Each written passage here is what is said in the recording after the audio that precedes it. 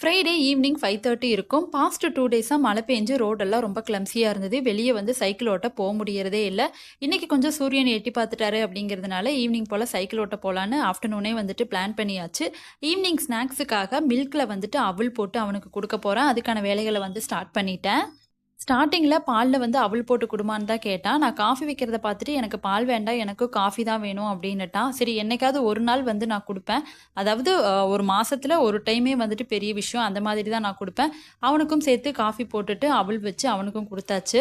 So 2 பேரும் சாப்பிட்டுட்டு, அதுக்கப்புறமா அப்படியே வந்துட்டு வாக்கிங் கிளம்பிட்டோம். 2 நாள் கழிச்சு போறதுனால அவனுக்குமே வந்து ரொம்ப எக்ஸைட்மெண்ட்டு. இங்க பெங்களூர்ல ஒரு ரூமுக்குள்ள அடைஞ்சு கிடக்கிறதோட ஸ்ட்ரெஸ்ஸே வந்துட்டு வேற லெவலா தான் இருக்கும். ஸோ தட் வெளிய போறது தான் ஒரே ஹேப்பி. ஒரு 5 டூ 6 டூ 8 வரைக்குமே வந்துட்டு வெளிய வந்து ரோடெல்லாம் கொஞ்சம் நல்லாருக்கும். நம்மளே மாதிரி எல்லா குட்டீஸும் வந்துட்டு வருவாங்க. சைக்கிள் ஓட்டிட்டு இருப்பாங்க, விளையாண்டுட்டு இருப்பாங்க. பார்க்கறதுக்கே ரொம்ப நல்லாருக்கும். நாளைக்கு பார்க்கலாம்.